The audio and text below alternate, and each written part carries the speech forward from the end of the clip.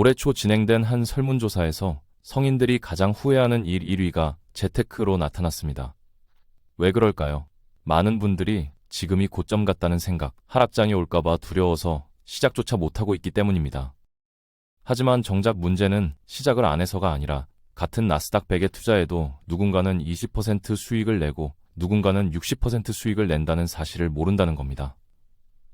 오늘은 똑같은 지수인데도 수익률이 천차만별인 이유와 어떻게 하면 10년 뒤 여러분의 계좌를 17억 원으로 만들 수 있는지 그 구체적인 전략을 풀어보겠습니다.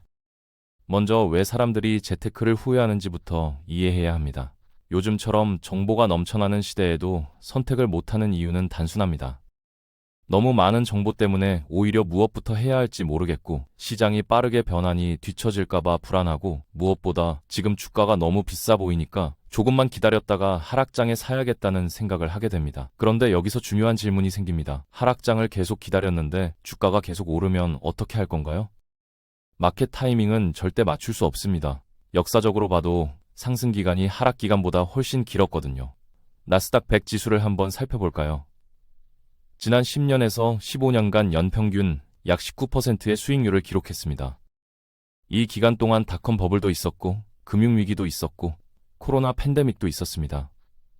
4년에서 5년 정도 하락한 시기도 분명히 있었죠. 하지만 떨어진 다음에는 어김없이 원래 가격을 회복하고 더 높이 올랐습니다. 단순히 승률로 따지면 10번 중 8번은 오른 셈이니 승률 80%라고 볼 수 있습니다. 개별 주식에 투자했을 때 이런 승률을 만들기는 쉽지 않습니다. 그런데 여기서 흥미로운 사실이 하나 있습니다. 같은 나스닥 100 지수를 추종하는 상품인데도 수익률이 엄청나게 차이 난다는 겁니다. 지난 1년간 QQQ라는 가장 유명한 나스닥 100 ETF는 약 21% 올랐습니다. 한국에서 퇴직연금 계좌로 많이 사는 타이거 미국 나스닥 100도 환율 효과를 반영하면 비슷하게 21% 정도 올랐죠. 그런데 같은 기간 코액트라는 액티브 ETF는 무려 67% 올랐고 타임폴리오라는 또 다른 액티브 ETF는 40% 올랐습니다. 왜 이런 차이가 생길까요? 비밀은 패시브와 액티브의 차이에 있습니다. QQQ. 같은 패시브 ETF는 나스닥 100 지수를 그대로 따라갑니다. 그 말은 애플이든 월마트든 코스트코든 지수에 포함된 500개 기업을 시가총액 비율대로 다 담는다는 뜻입니다. 코스트코나 월마트가 기술주인가요? 아니죠. 하지만 나스닥에 상장되어 있으니 무조건 담아야 합니다. 반면 액티브 ETF는 펀드 매니저가 직접 종목을 선별합니다. 나스닥 100을 기본 틀로 삼되 성장이 더딘 종목은 과감하게 빼고 AI 붐을 주도하는 엔비디아나 팔란티어 같은 유망주에 집중 투자하는 겁니다. 실제 포트폴리오를 비교해보면 차이가 명확합니다.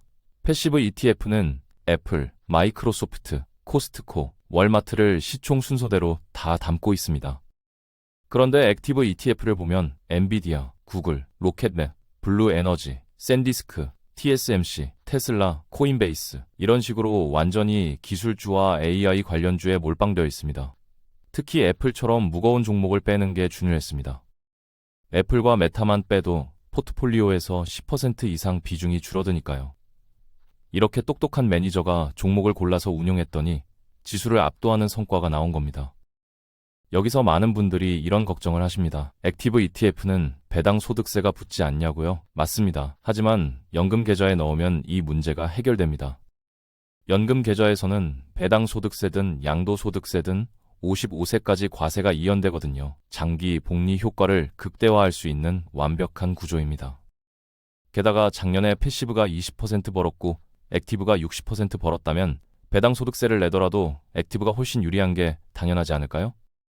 실제로 국내 주식 매니저들이 미국 주식을 운용한 성과는 조롱의 대상이 아니라 경외의 대상입니다. 병원에 갈 때 우리는 어느 의사가 진료하는지 보고 찾아가는 시대인데 주식은 왜 회사만 보고 갈까요? 사람을 보고 가야 합니다.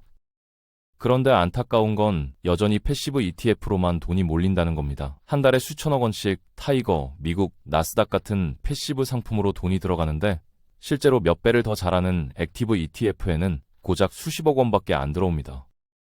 사람들이 패시브 ETF만 알고 액티브 ETF를 잘 모르기 때문입니다. 이제 구체적인 투자 전략을 하나 소개해드리겠습니다. 이름하여 무적 투자법입니다. 무지성 적립식 투자라는 뜻인데요. 규칙은 아주 간단합니다. 첫째, 매월 정해진 금액을 무조건 나스닥 100 ETF로 삽니다. 둘째, 주가가 오르든 내리든 상관없이 매일 조금씩 사거나 일정 금액 한도 내에서 꾸준히 매수합니다. 셋째, 일부 현금은 따로 모아뒀다가 할인 행사 때 추가로 삽니다. 전날보다 1% 떨어지면 한 주 더 사고, 2% 떨어지면 2주 더 사고, 5% 이상 떨어지면 그달 남은 돈으로 다 사는 겁니다. 넷째, 매년 250만 원 수익 구간에서 일부를 매도해 양도차익 비과세 혜택을 챙깁니다. 이 전략의 핵심은 하락장을 위기가 아니라 기회로 보는 겁니다. 주가가 떨어지면 사람들은 불안해하지만 사실은 싸게 살 수 있는 할인 행사나 다름없습니다. 20년에서 30% 정도의 예비 현금을 MMF나 파킹 통장에 넣어두고 놀지 않게 하면서 하락장이 오면 그때 추가 매수를 하는 겁니다. 이렇게 하면 평균 매수 단가를 낮출 수 있고 멘탈도 훨씬 안정적으로 관리할 수 있습니다. 그럼 실제로 이렇게 투자하면 얼마나 모일까요? 시뮬레이션을 한번 해보겠습니다. 나스닥 100 ETF 1000주를 보유했다고 가정해봅시다.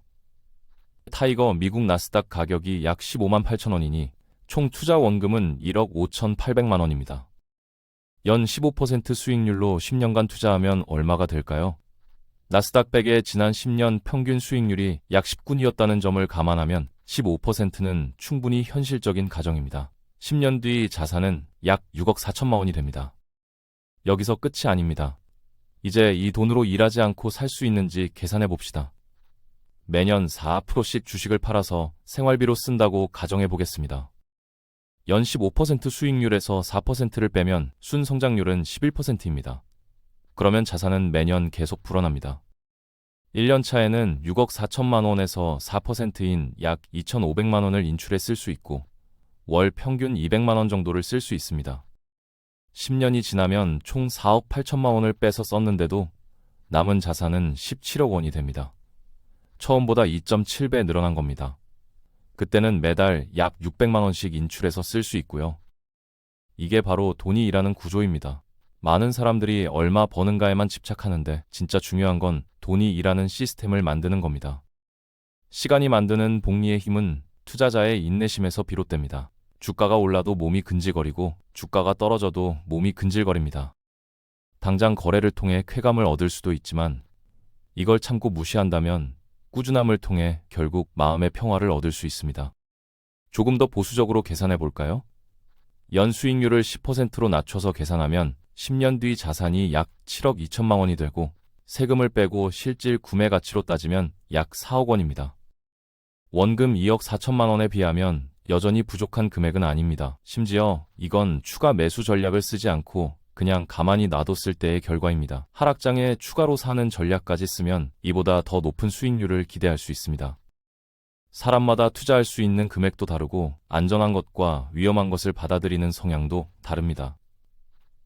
그래서 몇 가지 팁을 드리자면 가장 안전하게 장기 투자하려면 S&P 500으로만 적립식 투자를 하면 됩니다. 여기에 성장의 비중을 좀 더 높이고 싶은 분은 SP500과 나스닥 100을 2대1 비율로 섞어도 좋습니다. 장기 투자하면서 안정적인 배당도 받고 싶다면 SP500과 SCHD 같은 배당주를 1대1로 섞을 수도 있고요. 이미 벌어놓은 목돈의 원금을 유지하면서 많은 현금 흐름을 만들어 생활비로 쓰고 싶다면 SP500을 기본으로 깔고 일부를 고배당 ETF와 섞는 방법도 있습니다. 이건 상황에 맞게 각자 선택하면 됩니다. 투자 성공의 90%는 단순함을 유지하는 데 달려 있습니다. 너무 이것저것 따지지 말고 그냥 사고 최소 10년간은 건드리지 말고 묵묵히 해보는 겁니다. 어떤 종목이냐보다 얼마나 오래 버티느냐가 훨씬 중요합니다. 적립식 투자에서 중요한 것 3가지를 정리하면 이렇습니다. 첫째, 단순하게 투자하세요. 안정, 성장, 현금 흐름 등 본인의 목적을 정하고 최대 3개 이내의 종목으로만 투자하세요. 둘째, 각자 멘탈 케어 방법을 찾으세요. 적립식 투자를 하다 보면 개별 주식이 급등할 때 상대적 박탈감을 느낄 수 있습니다. 이걸 극복하려면 여유 자금으로 고수익 고위험 분야에 소액 투자를 해보거나 현금 흐름이 나오는 배당주를 일부 섞어서 심리적 안정감을 얻는 방법도 있습니다. 셋째, 시작하고 나면 신경 쓰지 마세요. 가격이 떨어지는 때가 분명히 올 텐데 너무 동요하지 마세요. 어차피 그때는 개별 주식은 더 떨어집니다. 우리는 20에서 30% 정도의 예비 현금을 빼놓고 할인 행사할 때 조금씩 더 사면 됩니다. 이렇게 하면 원래 목표한 수익률보다 더 높은 수익률을 달성할 수 있습니다. 결국 장기 ETF 투자는 단순히 돈을 불리는 도구가 아니라 시간을 내 편으로 만드는 철학입니다. 개별 주식은 빠르게 오를 수도 있지만 어느 것도 수익을 보장해주지 않습니다. 반면 시장 지수 투자는 개별 주식보다 수익이 낮을 수 있지만 예상 가능한 범위 내에서 수익을 보장해줍니다. 투자 기간이 길어질수록 변동성은 점점 낮아지고 장기 적립식 투자에서는 안전 자산보다 위험 자산 위주로 가는 게 오히려 맞습니다. 나스닥 100도 지수 투자라 안전성을 갖고 있지만 SP500보다 변동폭이 크기 때문에 어느 정도 위험성도 있습니다. 그걸 시간으로 해결하는 겁니다. 오늘부터 본인만의 룰을 정하고 그걸 프린트해서 벽에 붙여두세요. 그리고 더 생각하지 말고 이제부터는 실천만 하는 겁니다. 목표까지 가는 길이 짧지 않지만 믿고 가보시기 바랍니다. 더 이상 망설일 이유가 없습니다. 가장 큰 리스크는 잘못된 투자를 하는 게 아니라 물가 상승률에 내 돈이 녹아내리는 걸 알면서도 아무것도 하지 않는 겁니다.